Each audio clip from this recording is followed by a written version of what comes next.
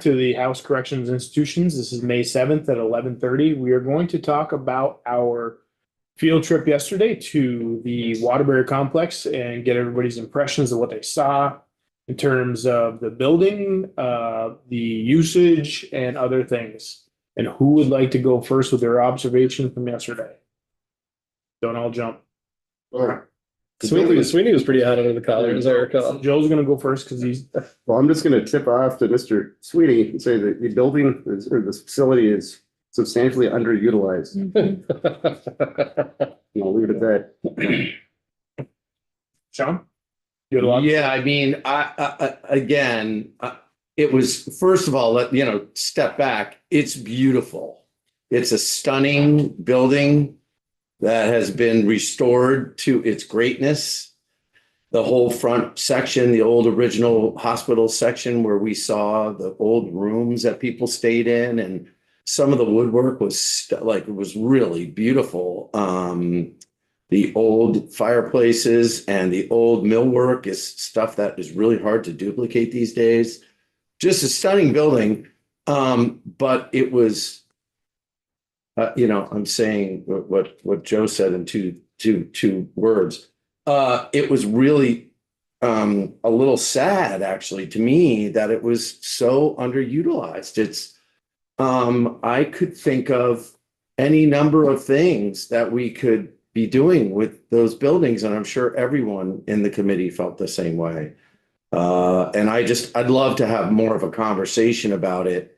And I don't want to just talk about it. I really want to come up with a game plan about, next year. I'd really like to think about, by the end of next session, I would like to have made some decisions about Department of Forest and Parks going over to Waterbury, getting out of the lease at National Life that we're paying for, which I'm like, huh?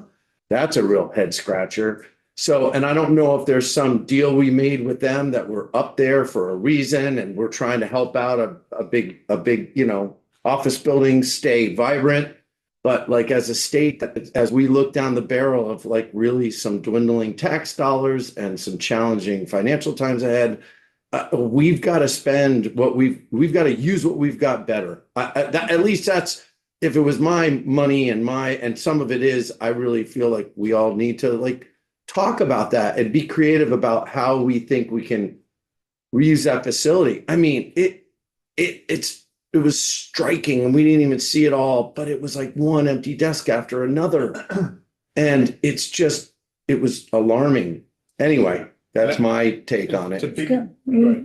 We've got to be better stewards of our state buildings and, really figure out, what the costs are of what we're doing with some of them, and really make them so that they are utilized and vibrant. We continue to, and I understand that's still somewhat part of it, but we keep going back to COVID and, the reasons why folks worked remotely. Yes, some jobs can be, but again, has that been looked at as even being beneficial for our employees? For some, I'm sure it is, with children and that. But how do you get your arms around this whole picture to do the right thing, for not only our workers, but also for watching the dollars that we spend, and like you said, that are dwindling, and do the right thing. So we really need to seriously, and not that we haven't discussed it before, but I think from the last time I visited, there were even less people here yesterday than there was. Yeah. And that's really scary. And for me, obviously we have to separate it into different purviews because we don't have control over HR. But what I want when I look at that, and I'm sure we'd see it replicated in other facilities, I want, and we asked a little bit, is to get real numbers on the usage and the actual schedule, get a better idea of exactly how little, or I want to say as much, but I don't think as much it is being used. And so we need to get that information from all these different entities, these departments, so we can make a better decision as a committee as to what we want to at least maybe not do, hopefully do, but recommend at the very least to say, hey, listen, there's some opportunities here to consolidate into, and obviously not having somebody from Brattleboro coming to Waterbury. That's true. But maybe there's regional ways to consolidate the office space so that we're not utilizing renting or utilizing other space that we can get rid of if that's a long-term goal. And obviously, Connor has reasons for that most of us will support for housing or other uses. Or even if you sell stuff and be able to use that money to invest in housing. But that was my takeaway. And other than you're right, it's very beautiful, and I love walking into old buildings that are well maintained. And yes, there was concerns that some people shared about it being cold, the Dickens in there, and probably hot too, with the windows, things like that. But like, it's a very cool building, and the new part is pretty new, pretty cool. I mean, a lot of open space. But yes, Connor. Well, first of all, I love the direction this conversation's going there, because loops us back to H50 at the beginning of the session, where we really need all the information to make an intelligent decision, which is what H50 does, brings us back the underutilized and vacant space that we can actually consider. I don't know how much we as a committee can get into whether telecommuting is appropriate or to what level, but what we do need is a straight answer from the administration. Are we at the level we anticipate being at going forward? Do we anticipate more workers will go back to the office instead of working this hybrid schedule? Or so we just need them to tell us what direction they plan on going, and then we got some work to do, I think. But yeah. Well, and that's the key, right? We need information, because as people have heard me say more than once, at least 3 times, I don't enjoy speculation. And I know we do a lot of that stuff just in our own lives, but in this building. And I want facts, and I want to be given facts. And by the way, when we ask entities for facts and they come to give a presentation, and the most basic facts still aren't with them. So anyway, yes, Brian? It's to Connor's point. I think in addition to space utilization data, which would be really valuable, it seems like there's not a government and an administration-wide policy, right? I've heard from the AOE that they sort of dangle telework, remote work as a way to get hires, even if the pay is that great. We heard from the first outfit we saw yesterday that everybody went home and got more productive. And then we closed the day with Devo saying that actually they had to bring in some call people because they got so unproductive at home. And so I'm wondering, do any of these outfits have their own kind of protocol, anything official, Right. anything they could show us, Yeah. You're taking notes, right? I am. Yeah, that's a good point, because you're hearing, and it doesn't mean they're untrue, but you're hearing the polar opposites. Yes. And we got to be able to reconcile that, and to be able to make a better decision in terms of what our purview is, which is the control of the buildings. But I had never been to the forensics lab, and that was Oh yeah. very impressive for someone who hadn't been there. Yeah.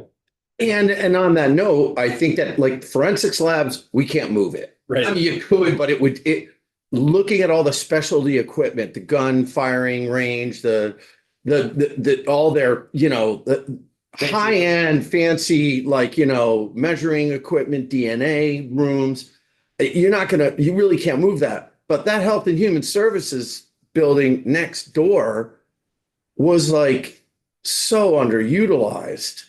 It was like one empty space after another. That we have to change. We have to, as a group of people in this office, in this committee, do something about that. I really feel like we should set a goal to be like, let's figure something out. Yeah. I think you might It's be like silly. you might be onto something, Sean, whereby you're like, well, what space are we renting from outside parties at this point in time? Up in National Life, I'd love to know right now if someone could tell me what that rental is.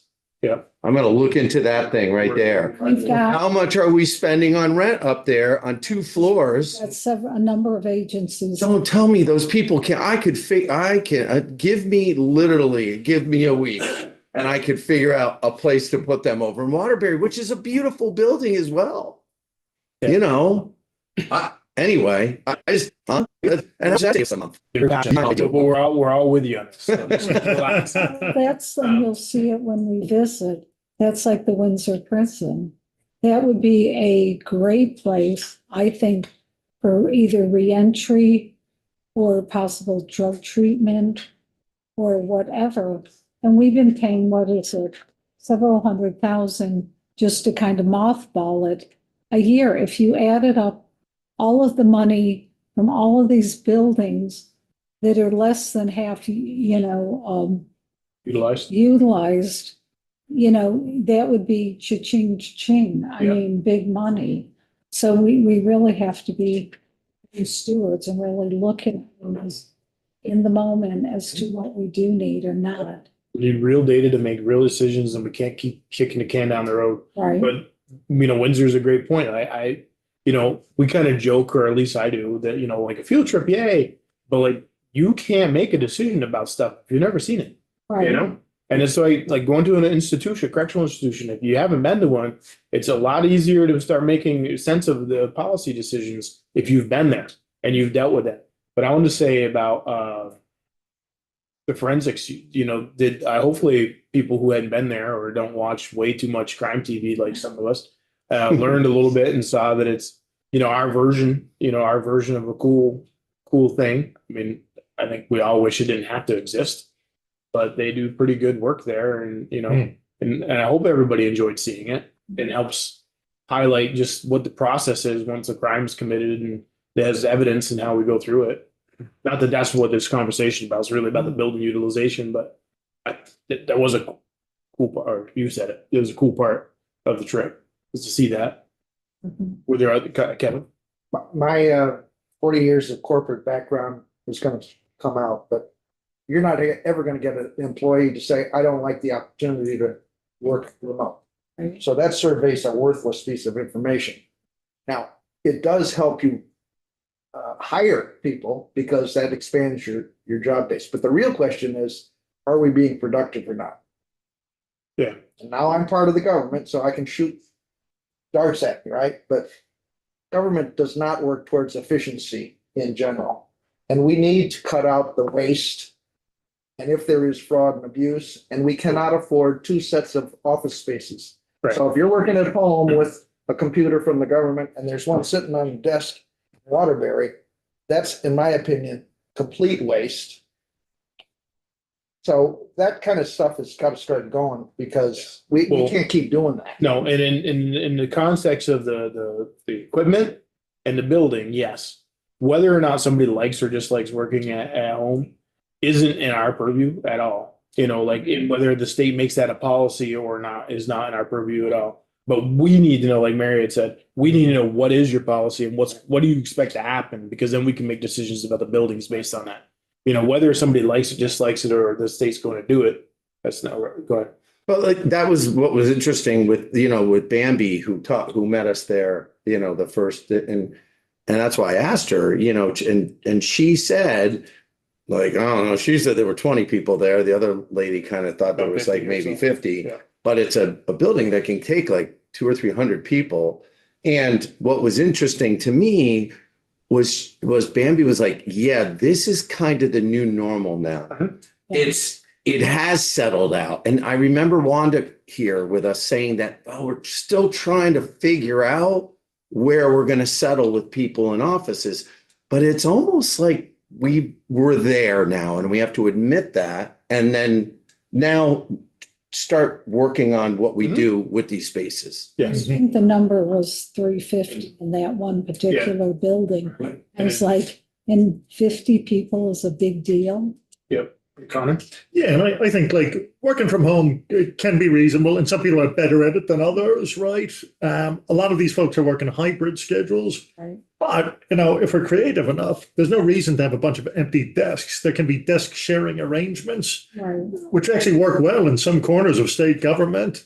But we got to work on that. That's a ton of space to be walking by. Well, I think the biggest point that everybody seems to agree on, at least here, is we've, not just us, like government in general, has kind of been, well, we're not quite there yet.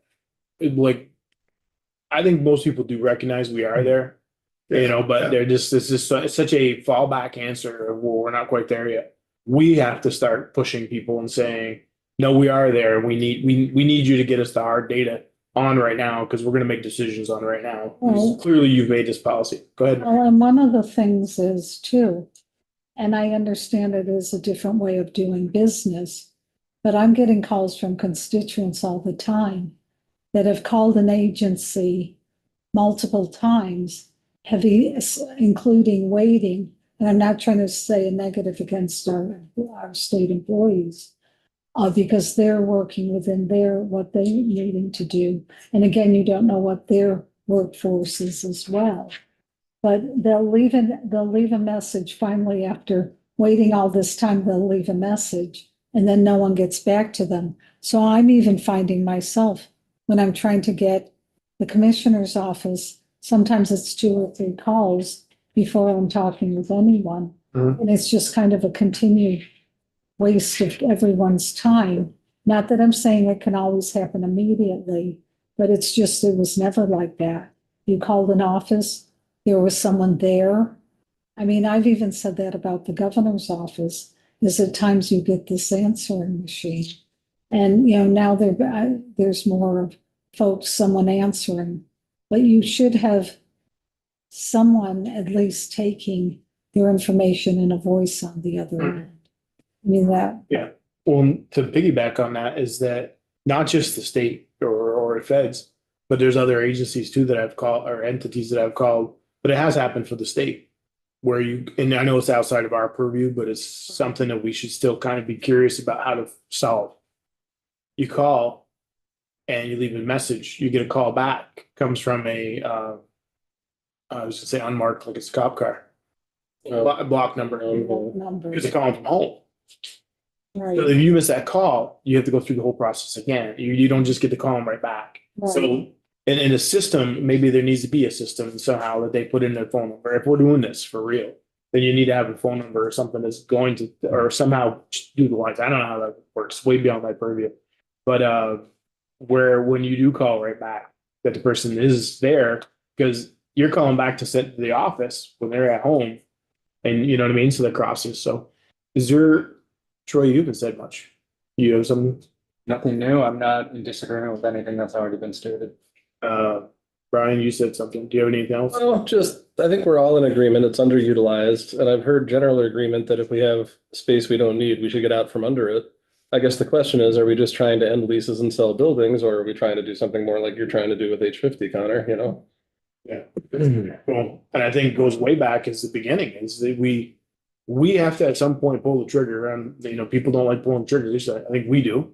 And pulling triggers, hey, listen, we want this information, we want it now. We're not going to accept, you know, kicking it down the road. We'll maybe kind of guess possibly, potentially, and we're going to, no, we want real data so we could start making those decisions. And maybe the rest of the body doesn't agree with our decisions that we make, and Sean's next and then Mary. What's frustrating is that there's so many buildings that have like 20% of the people in them. Like I didn't go to one floor ever. I haven't been anywhere in this whole complex other than the State House that is fully utilized. I've not seen one building. Has anybody seen a building? No, That's been, but we want real numbers so we don't go 20% when it's 15 or 35. We want Right. real numbers so we can make a real decision. Yeah, right. Mary. I'll pass for this time. Okay. Well, then in addition to what Sean just said, I think and to what you were correcting, is it 15, is it 35? You also have to know, like, does this outfit have a policy where they want you in the office 2 days a week? And if this other office, you know, they want you in 3 days a week, then we can work together with you guys, right? And you can share the same space. Right. But we would need for them Yeah. to all put that on paper and commit to it, you know? Yeah. So I think we've discussed our thing unless anybody else, I have a meeting at 12, so I prefer to be not. But something we need to get more serious about as, you know, we wind down the session and then especially when we're picking it up, but like probably not let it fall off over the summer and like have real conversations about how we want to move forward. Mary, you get the last. Well, some of the problem is we have, I know with some of even the buildings down on this street, we've looked to try to sell. Then This one says, oh, it's historic or it's part of the State House properties. Or even in Windsor, the town doesn't, or, doesn't want to do anything. We've got to be working diligently with whomever has questions or that about it, of the good and the bad and what we can actually do good for a community to get these buildings up and running. Because eventually they're going to start deteriorating pretty serious.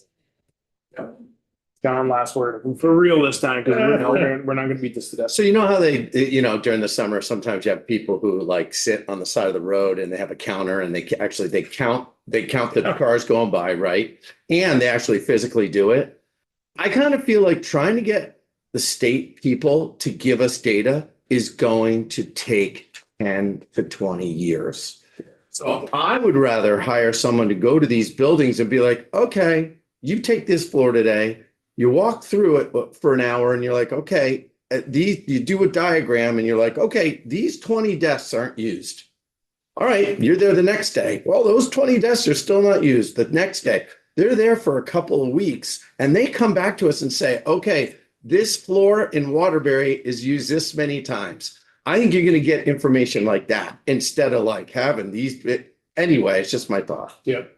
Leave it at that. Last. Okay, we're done. So thank you. We're gonna go